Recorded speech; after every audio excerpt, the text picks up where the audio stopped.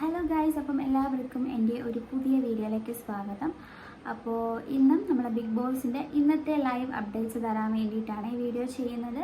അപ്പോൾ ഇന്നത്തെ ലൈവിൽ ഒരുപാട് കാര്യങ്ങൾ സംഭവിച്ചിട്ടുണ്ടായിരുന്നു, ഒരുപാട് ട്വിസ്റ്റ് ആൻഡ് ടേൺസ് ഒക്കെ സംഭവിച്ചിട്ടുണ്ടായിരുന്നു കേട്ടോ.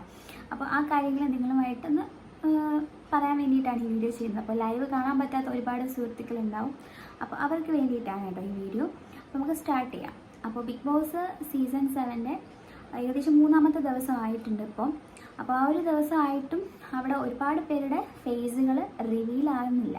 എല്ലാവരും ഇപ്പോഴും ചടഞ്ഞുകൂടി ഇരിപ്പ് തന്നെയാണ്. ഒരുപാട് പേര് ഫേസ് ഇപ്പോഴും ആക്കാതിരിക്കുന്ന കുറേ പേരുണ്ട്. എന്ന് വെച്ചാൽ ഗെയിമിൽ ഒരു ആക്റ്റീവും ആവാതെ ഒരു ജസ്റ്റ് എന്തോ ലക്ഷറി ഫീലിംഗ് ഇങ്ങനെ ജീവിക്കുന്ന കുറച്ച് പേരുണ്ട്. ഒരാൾ ഫുഡിന് വേണ്ടി, അതായത് നെവിൻ എന്ന് പറയുന്ന ആൾ ഫുഡ് എപ്പോൾ ചോദിച്ചാലും ഫുഡായോ ഇത്ര മാത്രമേ കേൾക്കാനുള്ളൂ. പിന്നെ അതുപോലെ തന്നെ RJ ബിൻസി, അവരൊക്കെ ഒരു ആക്ടിവിറ്റിയും കാണുന്നില്ല. അപ്പോൾ നമുക്ക് എന്തായാലും അവിടെ കുറച്ചെങ്കിലും ആക്റ്റീവായിട്ടുള്ള കുറച്ച് പേരുടെ കാര്യമാണ് കേട്ടോ ഇന്നത്തെ വീഡിയോയിൽ പറയുന്നത്.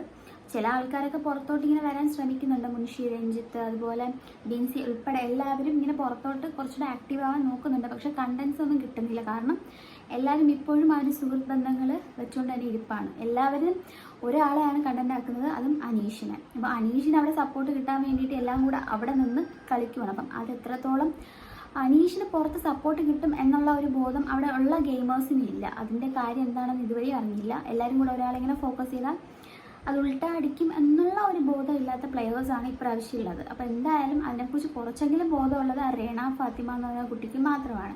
അത് ഞാൻ ഇന്നലെ വീഡിയോയിൽ പറഞ്ഞിട്ടുണ്ടായിരുന്നു. അപ്പോൾ ഇന്നലെ ഒരു സംഭവം നടന്നപ്പോൾ റേണ ഫാത്തിമ കറക്റ്റായിട്ട് ആ ഒരു കാര്യം പറഞ്ഞിട്ടും ആൾക്ക് മനസ്സിലാവുന്നില്ല. കളിക്കാർക്ക് ആർക്കും തന്നെ കാര്യം മനസ്സിലായിട്ടില്ല.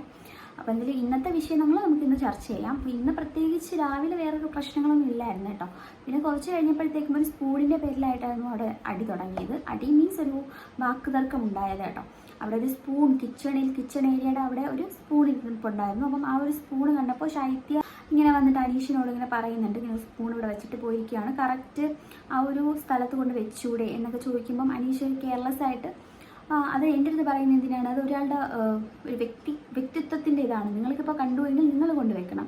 നമ്മുടെ വീടാണെങ്കിൽ നമ്മളൊരു സ്പൂൺ എവിടെയെങ്കിലും കിടക്കുന്ന കണ്ടാൽ ആരെങ്കിലും ഡിപ്പെൻഡ് ചെയ്യാനാണോ, അല്ലെങ്കിൽ അവർ കൊണ്ടുവയ്ക്കട്ടെ ഇവർ കൊണ്ടുവയ്ക്കട്ടെ നമ്മൾ നോക്കിയിരിക്കുമോ? നമ്മളല്ലേ കൊണ്ടുവയ്ക്കുള്ളൂ, അല്ലാതെ ആരെങ്കിലും നോക്കിയാണോ ഇരിക്കുന്നത്? നിങ്ങൾക്ക് കൊണ്ടുവച്ചൂടെ എന്ന് ശൈത്യയുടെ അത് പിന്നെ അറിയാമല്ലോ. നമുക്ക് അനീഷ് എന്ന് പറയുന്നൊരു പ്ലെയർ കുറച്ച് പേര് പോസിറ്റീവ് പറയുന്നുണ്ടാവും, പക്ഷേ എനിക്ക് ഫീൽ ചെയ്ത കാര്യമാണ് ഞാൻ പറയുന്നത്. ആസ് എ വ്യൂവർ എനിക്ക് ഫീൽ ചെയ്ത കാര്യം ആളെ പറ്റിയിട്ട്. ആളെന്ന് പറയുന്നത് അമ്പിനും വില്ലിനും അടക്കാത്ത ഒരു തരം ക്യാരക്ടറാണ് ആളിൻ്റെ ക്യാരക്ടർ. ചിലപ്പോൾ ആൾ വിചാരിക്കുന്നത് ആ ഒരു ക്യാരക്ടർ വെച്ച് മുന്നോട്ട് പോയി കഴിഞ്ഞാൽ ആൾക്ക് എല്ലാവരും എതിരാകുമ്പോൾ ആൾക്ക് ആ ഒരു പോസിറ്റീവ് കിട്ടും, പുറത്തുനിന്ന് പോസിറ്റീവ് കിട്ടും എന്നുള്ള രീതിയിലായിരിക്കും ആൾ പിടിച്ചു നിൽക്കാൻ നോക്കുന്നത്. പക്ഷെ ആ ഒരു ഹൗസിനുള്ളിൽ ആളെന്തോ എല്ലാവരും നല്ല വ്യത്യസ്തനായിട്ടാണ് നിൽക്കുന്നത്. ഞാൻ ലൈവ് കണ്ടതുകൊണ്ടാണ് പറയുന്നത്. പക്ഷേ എനിക്ക് തോന്നുന്നു ടെലികാസ്റ്റിൽ ആളിനെ പറ്റി കൂടുതൽ കാര്യങ്ങളൊന്നും ടെലികാസ്റ്റിൽ അങ്ങോട്ട് സ്ക്രീൻ സ്പേസ് ആൾക്ക് കിട്ടുന്നില്ല എന്നാണ് എനിക്ക് ഫീൽ ചെയ്യുന്നത്. പക്ഷേ ലൈവ് കാണുന്ന കൂട്ടുകാർക്ക് അറിയായിരിക്കും ഇയാൾ കാണിക്കുന്ന ക്യാരക്ടേഴ്സ് ഒന്ന് കാണിച്ച് നമുക്കായാലും പിടിക്കില്ല. എന്ന് വെച്ചാൽ നമ്മൾ വ്യൂവേഴ്സ് കാണുമ്പോൾ തന്നെ നമുക്ക് തന്നെ തോന്നും ഇയാൾ എന്തിനാ ഇങ്ങനെയൊക്കെ സംസാരിക്കുന്നത്, അല്ലെങ്കിൽ ഇയാൾ എന്തിനാ വെറുതെ കിടന്ന് അടി ഉണ്ടാക്കുന്നതെന്ന് ഫീൽ ചെയ്യും. പക്ഷേ ഇതിന് മുതലെടുക്കുന്ന കുറച്ച് ആൾക്കാർ ഈ ഹൗസിനുള്ളിലുണ്ട്. അക്ബർ, അപ്പാനി, ആ ഒരു ടീം.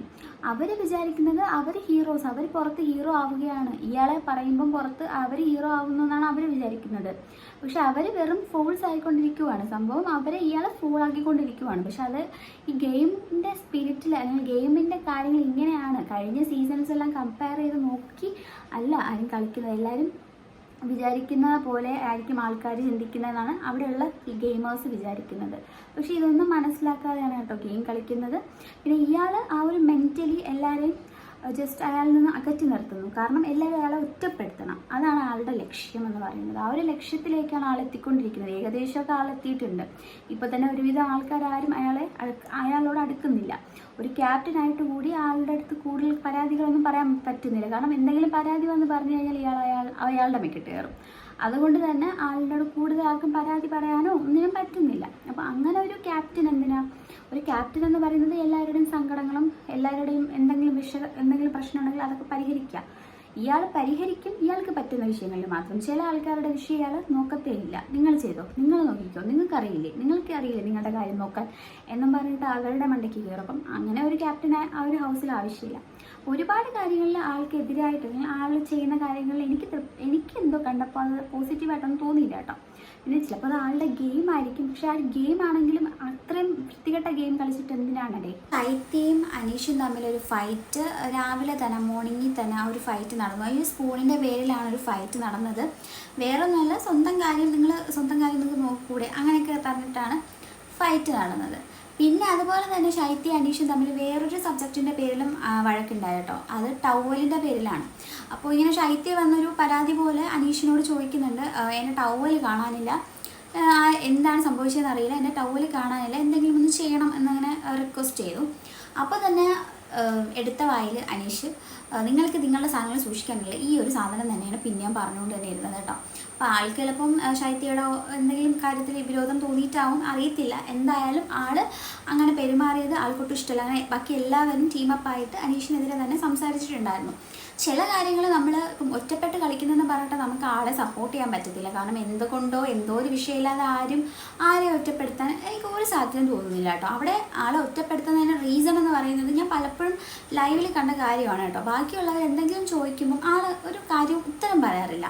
എന്ന് വെച്ചാൽ ഇപ്പോൾ ആര് ചോദിച്ചാലും, ജിസേൽ ചോദിച്ചാലും ഇപ്പോൾ അനു ചോദിച്ചാലും ആരെന്ത് ചോദിച്ചാലും ഒപ്പീനിയൻ ഇല്ലാതെ ഇങ്ങനെ മിണ്ടാതെ ഇരിക്കും. അങ്ങനെ ഇപ്പം നമ്മളൊരാളുടെ അടുത്തൊരു കാര്യം ചോദിച്ചു കഴിഞ്ഞാൽ ഉത്തരം പറയില്ലെങ്കിൽ നമുക്ക് എന്തോ പോലെ ചമ്മി പോകത്തില്ലേ. ആ ഒരു സംഭവം തന്നെയാണ് അവിടെ ഉള്ളിലുള്ളവർക്ക് തോന്നിയിട്ടുള്ളത്. അപ്പം ആ ഒരു ചമ്മലിൻ്റെ പേരിലാണ് എല്ലാവരും അയാളോട് ഒരു ദേഷ്യം കാണിക്കുന്നത്. അതൊരിക്കൽ ഈ അപ്പാനി ശരത്ത് പറയുന്നുണ്ട്, ആളിങ്ങനെ ഫസ്റ്റ് ടൈം ഈ സ്റ്റേജ് ഇങ്ങോട്ട് ഹൗസിലോട്ട് കയറി വന്നപ്പം ആളോട് വലിയ സ്നേഹത്തോടെ ഹായൊക്കെ കാണിച്ചു. പക്ഷേ ആൾ തിരിച്ചൊരു മൈൻഡ് ചെയ്തില്ല. അപ്പോൾ തന്നെ അവിടെ ഒരു നെഗറ്റീവ് ഇമ്പാക്റ്റ് ആളെ പറ്റിയിട്ട് എല്ലാവരുടെയും മൈൻഡിൽ ഉണ്ടായിട്ടുണ്ട്. അപ്പോൾ ആ ഒരു ഇമ്പാക്റ്റ് വെച്ചിട്ടായിരിക്കും എല്ലാവരും പെരുമാറുന്നത്. ഇപ്പം പുറമേ നിന്ന് കാണുന്നവർ വിചാരിക്കും അയ്യോ അയാൾ ഒറ്റയ്ക്ക് കളിക്കുന്നു, അയാൾ എല്ലാവരും കൂടെ കൊല്ലുന്നു, അങ്ങനെ വിചാരിക്കത്തുള്ളൂ. പക്ഷെ എനിക്ക് ഫീൽ ചെയ്ത കാര്യമാണ് ഞാൻ പറഞ്ഞത് പോയല്ല. ചിലപ്പം അനീഷ് ഫാൻസുള്ള അനീഷിന് ഒരുപാട് ഫാൻസ് ഇപ്പോൾ തന്നെ ആയിട്ടുണ്ടാവും, അറിയത്തില്ല. പക്ഷെ എൻ്റെ ഒരു ഒപ്പീനിയനാണ് ഞാൻ പറയുന്നത്. ഇത് ശരിയാണോ എന്ന് തോന്നിയിട്ടുണ്ടെങ്കിൽ ഓക്കെ, ശരിയല്ലാന്ന് തോന്നിയാലും കുഴപ്പമൊന്നുമില്ല. അത് ഓരോരുത്തരുടെ പെർസ്പെക്റ്റീവാണ്. പിന്നെ അടുത്തൊരു പ്രശ്നം നടന്നത് നമ്മുടെ ടോയ്ലറ്റിൽ യൂറിൻ്റെ പ്രശ്നം. അനുവാണ് ആ ഒരു പ്രശ്നം പറഞ്ഞത്. മുൻപേ തന്നെ ഇന്നലെയും ആ ഒരു പ്രശ്നത്തെ പറ്റിയിട്ട് സംസാരിച്ചിട്ടുണ്ടായിരുന്നു. അത് ആര്യനുമായിട്ട് അവൾ പേഴ്സണലായിട്ട് അനു സംസാരിച്ചിട്ടുണ്ടായിരുന്നു. അങ്ങനെ അവിടെ വെച്ച് സോൾവ് ചെയ്ത പ്രശ്നമാണ്. പക്ഷെ പിന്നെയും അതിങ്ങനെ കണ്ടപ്പം അനു ഒന്നുകൂടെ എല്ലാവരെയും വിളിച്ചിരുത്തിയിട്ട്, ഗേൾസ് ആൻഡ് ബോയ്സ് എല്ലാവരെയും ഒരുമിച്ചിരുത്തിയിട്ട് ഈ കാര്യം പറയുന്നുണ്ട്. അപ്പം എല്ലാവരും കുറച്ച് പേര് എതിരായിട്ട് സംസാരിക്കുന്നുണ്ട്, അനുവിനെതിരായിട്ട്. അതായത് ഈ ഒരു പ്രശ്നം ബോയ്സിൻ്റെ കാര്യമല്ലേ, എന്തിനാണ് അതിൽ ഗേൾസിനെ പിടിച്ചിരുത്തിയതെന്ന് ആരും ചോദിക്കുന്നുണ്ട്. അതുപോലെ അപ്പാനി ശരത്തും അതുപോലെ തന്നെയാണ് എല്ലാവരും ഇങ്ങനെ ചോദിക്കുന്നുണ്ട്. ഇത് ബോയ്സിൻ്റെ പ്രശ്നമാണ്, അതിന് ശ്രദ്ധിച്ചോളാം, അതിങ്ങനെ പബ്ലിക് സ്പേസിൽ വന്നിങ്ങനെ പറയേണ്ട ആവശ്യമില്ലായിരുന്നു എന്നൊക്കെ പറഞ്ഞിട്ട് എല്ലാവരും കൂടെ അനുവിനായിട്ട് റോസ്റ്റ് ചെയ്യുന്നുണ്ടായിരുന്നു. പിന്നെ അതങ്ങ് അവിടെ ഒരു പ്രശ്നം കഴിഞ്ഞു. അതിൻ്റെ ഇടയിലും അനീഷ് കയറി ഇടപെടുന്നുണ്ട്. ഇടപെട്ട് ആൾക്ക് കിട്ടാനുള്ളതൊക്കെ ബാക്കിയുള്ളവരിൽ നിന്ന് കിട്ടുന്നുമുണ്ട്. അങ്ങനെ അവിടെ അത് കഴിഞ്ഞിട്ടുണ്ടായിരുന്നു കേട്ടോ.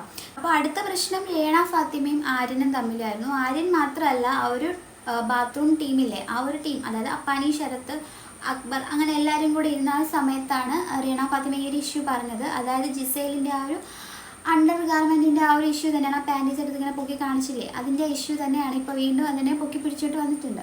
അങ്ങനെ രേണ ഫാത്തിമ അത് ചോദിക്കുന്നുണ്ട്, എന്തിനാണ് നിങ്ങളിങ്ങനെ പൊക്കി കാണിച്ചത്, അതെന്തിനാണ് ക്യാമറയിൽ കാണിച്ചത്, അത് ആ ഒരാൾക്ക് പേഴ്സണലി എന്തുമാത്രം ഹേർട്ടായിട്ടുണ്ടാവും, അല്ലെങ്കിൽ അതൊരു പുറത്ത് പോകുമ്പോൾ അത് എന്തൊക്കെ രീതിയിൽ പോകാം, അങ്ങനെയൊക്കെ ഇങ്ങനെ ചോദിക്കുന്നുണ്ട്. അപ്പം മറ്റേ ബാത്റൂം ടീംകാർ ഭയങ്കര ഹാർഷായിട്ട് തന്നെ തിരിച്ച് രേണയോട് സംസാരിക്കുന്നുണ്ട്. അതായത് അവിടെ എന്തുകൊണ്ടിട്ടാലും നമ്മൾ വീഡിയോയിൽ കാണിക്കും, ക്യാമറയിൽ കാണിക്കും എന്ന് തന്നെ അപ്പാനി ശരത്തും അവരുടെ ആ ഒരു ഗ്യാങ്ങും പറയുന്നുണ്ട്. പക്ഷെ അതിനെതിരായിട്ട് എന്ത് സാധനം കണ്ടാലും നിങ്ങൾ ക്യാമറയിൽ കാണിക്കുമോ, അതൊക്കെ ഓരോരുത്തരുടെ പേഴ്സണൽ സാധനമല്ലേ, നിങ്ങൾക്ക് പേഴ്സണലായിട്ട് അവരുടെ അടുത്ത് നിന്ന് ചോദിച്ചൂടെ, ആരുടെയാണ് ചോദിച്ചാൽ പോലെ, വെറുതെ എന്തിനാണ് ക്യാമറയിൽ ബിഗ് ബോസിനോട് എന്തിനാണ് ചോദിക്കുന്നത് എന്നൊക്കെ പറഞ്ഞിട്ട് അവിടെ ചെറിയൊരു വാക്ക് തർക്കമൊക്കെ ഉണ്ടായി. പിന്നെ അതും അങ്ങ് കട്ട് ചെയ്ത് പോയിട്ടുണ്ട് കേട്ടോ. പിന്നെ ആ ഒരു പ്രോബ്ലം പിന്നെ പറയുന്നില്ല. അവിടെ ആര്യനും റീണ ഫാത്തിമയും തമ്മിൽ ചെറിയൊരു ഇഷ്യൂ നടക്കുന്നുണ്ട്.